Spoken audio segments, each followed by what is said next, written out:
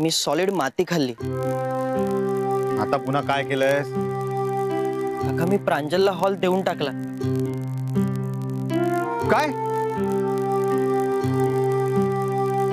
अरे असा कसा दिलास तू हॉल? अरे काका ते मलाही कळलं नाही, पण आता मी या सगळ्यांना काय सांगू ना मला खरंच कळत नाहीये। मला खूप टेन्शन आलंय। तू टेन्शन नको घेऊ, नाही कारण त्या सगळ्यांना कळलं की तुला मार खावा लागणार हे नक्की। हे काका उगाच चेष्टा नको ना करूस, प्लीज काहीतरी मार्ग सांग ना। राया, हा तुझा मार्ग एकला। म्हणजे यात मी तुझी काहीच मदत करू शकत नाही, हे तुला एकट्याला निस्तरायचं बघ बाबा। हे काका असं नको ना करूस। अरे आजीला कळलं तर ती माझं तोंडही नाही बघणार। हा तू एक काम कर ना, तू सरळ त्यांच्या घरी जा आणि त्यांना सांग आम्ही हॉल द्यायचा कॅन्सल केला म्हणून। नाही मी असं नाही करू शकत। का? कारण मी तिला गॅरंटी देऊन आलोय की आम्ही हॉल परत मागणार नाही। ती खूप चिडेल रे। राया, तू ना फक्त माती नाही खाल्लीस, दगड धोंडे सुद्धा खाल्लेस। काका प्लीज काहीतरी कर ना। हा एक काम कर, तू त्यांच्या घरी जा आणि त्यांना सांग की म्हणावं कालिंदी वहिनी चिडली, ऋतानी बोलणं टाकलंय आणि आजी तर फारच भडकलीये, हॉल द्यायला नकार देतात म्हणावं सगळे। कसं आहे, त्या प्रांजलला या तिघींविषयी जरा प्रेम वाटतं, तर तू असं त्यांना सांगितलं ना ती हॉल परत करेल आपल्याला। अरे बरं म्हणून नुसती मान नको डोलवू, आत्ताच्या आत्ता जा आणि सांग पळ। बरं ठीक आहे मी जातो, पण या सगळ्यांना काय सांगू? मी काय सांगायचं ते मी बघतो, मी मॅनेज करतो इथे काय ते। तू आत्ताच्या आत्ता कोणाच्याही नकळत खटकी मार हो। थँक्स काका। निघ निघ निघ निघ, त्याचं काही खरं नाही बा। अखिल, राया कुठे आहे माहितीये का तुला? अगं आत्ताच तर होता ना इथे। अगं कुठे दिस तू पाहिलंस का रायाला कुठे? सासूबाई तो कुठे जातोय? सगळ्यांनी रंग लावलाय ना म्हणून ओळखून असेल आला तुम्हाला। तुझ्याशी बोलताना ना मला डोक्यावर बर्फच ठेवून बोलायला पाहिजे। का? आपल्या घरात किती पुरुष मंडळी आहेत? 5। हो, आणि आता इथे किती आहेत? 4च आहेत ना, म्हणजे एक कमी आहे ना, म्हणजेच राया नाहीये ना। मला काही कळतच नाहीये बाई। तुला कधी काही कळतं का बाई? काय हो, काय झालं भाऊजी? राया तुम्हाला सांगून कुठे गेलाय का? राया हात वगैरे गेला असेल ना, आता काय तुम्ही पण बरोबर दिसला नाही म्हणून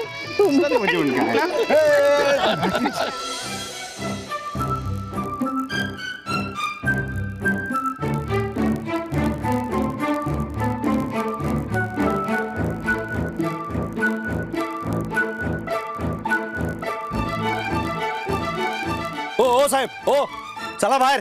आज कुठं चाललात? अहो आतमध्ये चाललोय प्रांजलला भेटायला। आज आतमध्ये कोणालाही सोडायचं ना अशी मॅडमची ऑर्डर आहे आम्हाला। हो पण का? अहो तुम्ही लोक रंग लावायच्या नावाने जाताना सगळा राडा करता आतमध्ये, असं मॅडमचं म्हणणं आहे। मी रंग लावायला नाही चाललोय, माझं खरंच महत्वाचं काम आहे। अहो आजच्या दिवशी सगळे असेच म्हणतात हो।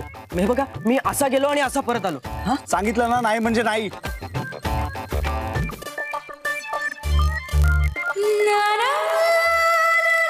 प्रांजल थांब थांब थांब।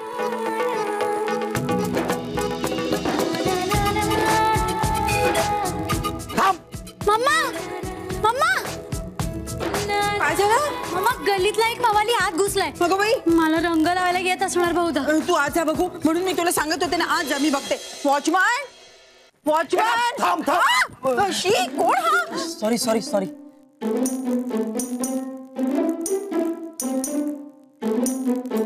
शी अहो वॉचमन, हा कोण चोर घरात शिरलाय? याला बाहेर काढा बघू। अहो मी चोर नाहीये। मग कोण आहेस तू? हा हे बघ, बऱ्या बोलानी बाहेर जा, नाहीतर पोलिसांना बोलवीन आणि खडी फोडायला पाठवीन। अहो डायरेक्ट खडी फोडायला कुठे पाठवता? मग काय करू? आरती ओवाळू? चालेल। चालेल काय चालेल? असं कसं चालेल? तू काही जावई आहेस माझा? वॉचमॅन याला बाहेर न्या, बाहेर न्यायला। चले अहो थांबा ना, माझं जरा ऐकून तर घ्या। काय ऐकून घ्यायचं? मला काही ऐकायचं नाही। वॉचमॅन घेऊन जा ना याला। अरे थांबा ना, तो हॉल, पैसे, आजी आजोबा चिडतील, आई बाबा पण। बाई बाई बाई बाई, काय असं तुटक तुटक बोलतेस ना, मला काही कळत नाही। या मधल्या रिकाम्या जागा काय मी भरून काढायच्या का? तुम्ही एक काम करा, तुम्ही तिला बोलवा, तिला कळेल। तिला कोणाला? प्रांजलला। प्रांजलला? तिला कशाला? ती नाही येणार। तुम्ही प्रांजलच्या कोण? वा वा वा वा, माझ्या घरातून मलाच विचारतोयस ती कोण? असं कसं तू आधी सांग तू कोण, आणि तू प्रांजलला कसा काय ओळखतोस रे? मी तिचा मित्र आहे. मित्र? प्रांजलचा मित्र? मी तिचा मित्र आहे, पण ती माझी मैत्रिणी की नाही हे माहित नाहीये. अरे काय बोलतोयस तू? मला तर तू आता मवाली वाटतच नाही, पूर्ण वेडाच वाटतोयस. वॉचमन अहो बघत काय बसला, घेऊन जायला घेऊन जा. अहो, माझं जरा ऐक. मला काही ऐकायचं नाही. पुन्हा इथे दिसला ना तर पोलिसांना बोलवी ना मी. वॉचमन घेऊन जायला, आणि गेटला कुलूप लावून ठेवा, दिवसभर उघडू नका. चल. घेऊन जा. बाई बाई बाई बाई, दिवसभर अंगभर रंग लावून कसे फिरतात हे लोक, काही कळत नाही.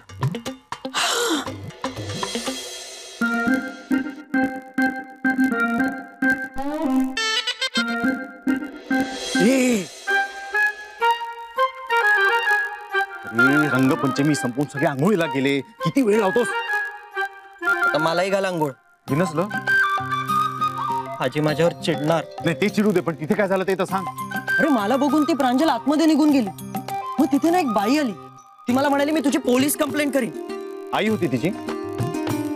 माहित नाही रे, पण आई नसावी, कारण ती जरा जास्तच होती. अरे मी तिला म्हंटल की मी प्रांजलचा मित्र आहे, तर ते ऐकून तिच्या चेहऱ्यावरचे रंगच उडाले. उडणारच ना. हे असलं रंगलेलं थोबाड घेऊन जाशील कुठल्याही मुलीच्या घरी तर हेच होणार. काका, तू मला तिच्याकडे जायला सांगितलेलं, तू सांगितलंस ना म्हणून मी तिकडे गेलेलो, कळलं? बरं, चुकलं माझं. ठीक आहे. पण काका, प्रधानांना हॉल दिला हे घरच्यांना सांगावं लागणार ना? हो, आता सांगावंच लागणार आहे. ते पण आज नको सांग. नाही काय, सगळ्यांचे मूड खूप चांगले, उगाच सगळ्यांचे चेहरे खाडकन उतरतील. हा, आपण न वाढदिवसाच्या आदल्या दिवशी सांगू की हॉलमध्ये काहीतरी प्रॉब्लेम झाला, म्हणजे त्यांची वीज कट झाली आहे, पाणी कट झालं, काहीतरी सांगू ना. अरे पण नाही आणि बीड नाही. तू आता मागच्या दाराने आज जा आणि फ्रेश हो. बोंब बॉम्ब होईल नाही. जा जा जा, पळ पळ पळ.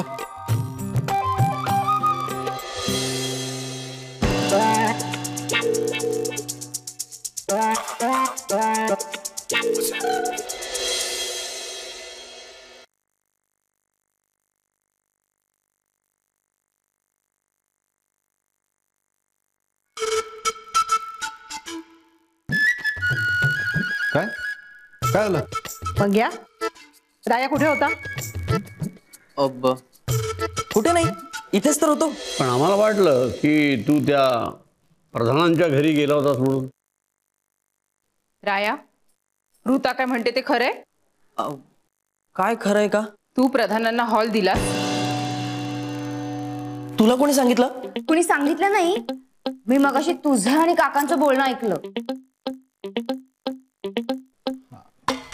अगं ऋता, ऐकलं ते ठीक आहे, पण इतक्या तत्परतेने येऊन सगळ्यांना सांगायची काही गरज होती का? मला वाटलं सगळ्यांना सांगावं म्हणून मी सांगितलं सगळ्यांना. अगं पण हा सांगणारच होता ना ऋता. आज रंगपंचमी आहे, उगाच सगळ्यांचा मूड खराब होऊ नये म्हणून आज नाही सांगितलं, उद्या सांगणारच होता. हा, उद्या नाही, वाढदिवसाच्या आदल्या दिवशी सांगूया असं बोलला होता तुम्ही. अगं म्हणजे पण तो सांगणार होता ना ऋता. बस, तू का त्याची पाठराखण करतोयस? आणि राया, हे डिसिजन घेण्याआधी तुला घरातल्या एकालाही विचारावं असं वाटलं नाही? तू परस्पर हा निर्णय घेतलासच कसा? अगं आजी, परिस्थितीच तशी होती. काय परिस्थिती तशी होती? अरे काल तुझी ओळख झाली त्या मुलीशी, आणि तू आज तिच्या ताटाखालचं मांजर झालास. वा राया, प्रेमात एवढा आंधळा होशील असं वाटलं नव्हतं मला. अगं आजी, मला खरंच कळलं नाही मी तिला हॉल कसा दिला. म्हणजे ती काही न बोलताच तू तिला हॉल दिलास? नाही, ती बोलत होती आणि मी ऐकत होतो. अचानक मी तिला हॉल द्यायचं कसं कबूल केलं ना हेच मला कळलं नाही. मला हे अजिबात आवडलेलं नाहीये. सासूबाई ऐका ना, सासूबाई.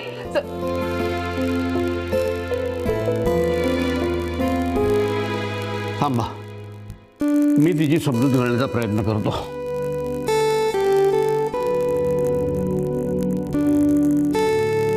राया, अरे आपण हॉलचे पैसे भरलेत ना, त्याचं काय? अरे हो, ते तरी परत आणलेस ना? नाही, पैशांवरून आमचं बोलणं काही झालंच नाही. अरे त्या मिसेस प्रधान 75,000 रुपये देणार होत्या, ते आणलेस ना? त्याबद्दल मला काहीच माहित नाहीये. या मुलाला ना सगळ्या गोष्टींची घाई झालेली असते. नुकसान नुकसान, पुन्हा एकदा नुकसान करून घेतलेस तू आपलं. हा झाला परत सुरू. अरे दादा, नको ना चिडूस त्याच्यावर. बाबा नका ना चिडू. अहो मी पैसे घेतले असते तर आजी माझ्यावर चिडली असते. आणि तू पैसे आणले नाहीस म्हणून मी चिडेन याचं काहीच वाटलं नाही तुला. म्हणजे बापाला काही महत्व नाहीये. अहो का चिडताय? ऐका ना, अहो मी काय म्हणते,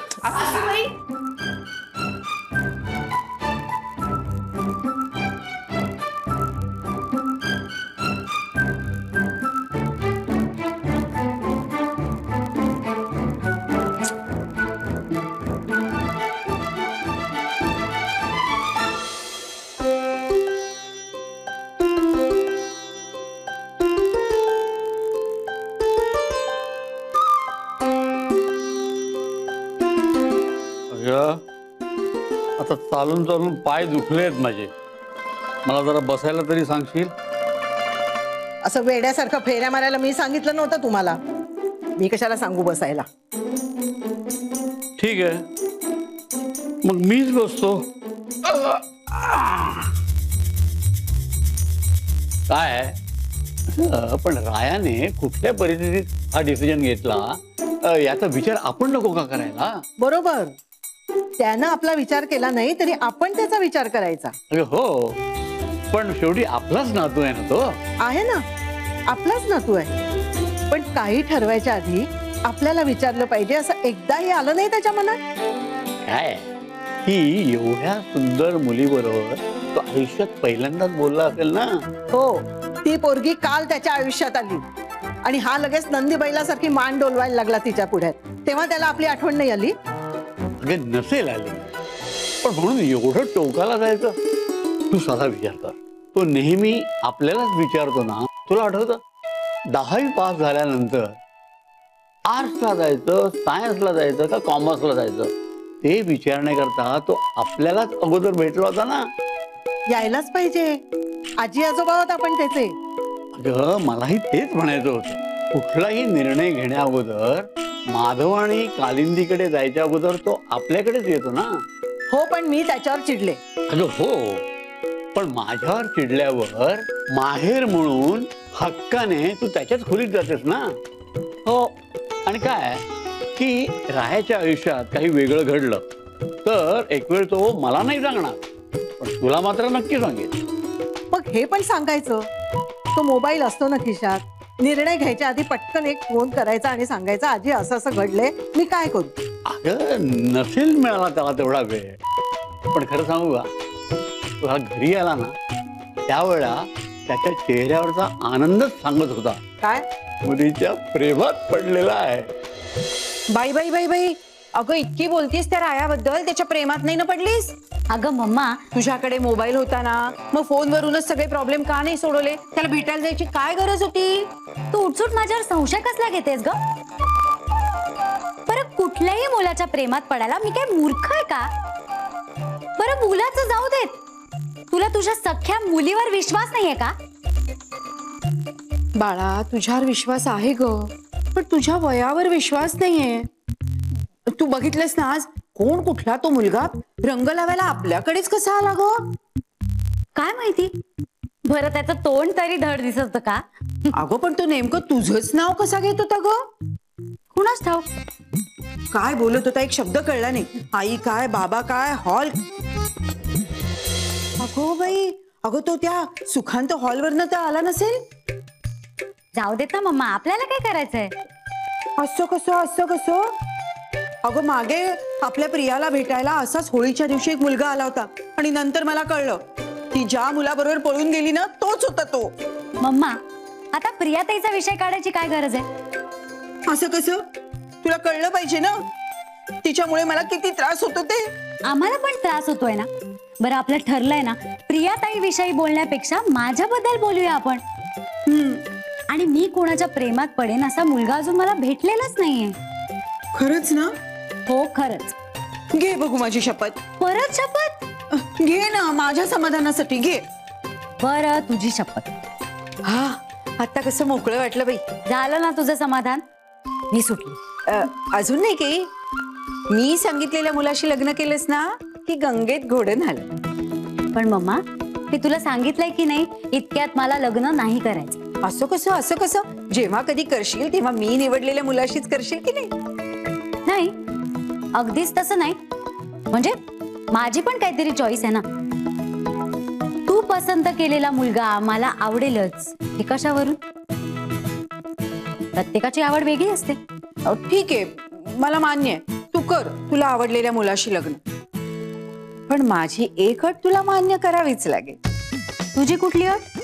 ती मी आत्ता नाही की सांगणार, वेळ आल्यावर सांगेन. तू फक्त लक्षात ठेव म्हणजे झालं. पण मी त्याला माफ करणार नाही. अगं हो, पण आणखी किती वेळ राग धरणार आहे? तो आत्ता आला ना तर लगेच विरघळशील. नाही, यावेळेस असं काही होणार नाही. मी मनापासून चिडले, कारण या वर्षीचा लग्नाचा वाढदिवस माझ्यासाठी खूप महत्वाचा आहे. दिशा एवढंच ना, पण करूया ना पुढच्या वर्षी वाढदिवस साजरा. हा, त्यासाठी एवढा आग्रह कशाला? आग्रह कशाला? तुम्ही विचारताय मला हे? तुम्ही सांगा, याआधी मी कुठल्या गोष्टींसाठी आग्रह धरला होता का तुमच्याकडे? ना दागिन्यांचा, ना साडीचा, ना वस्तूचा. तुम्ही जे जे देत होतात त्यात आनंदानं संसार केला ना मी. हो, पण मग इतक्या वर्षांनी मी काहीतरी मागितलं आणि त्यासाठी अडून बसले, तर काय चुकलं माझं त्या? हे बघ, तुझं काहीच चुकलेलं नाही.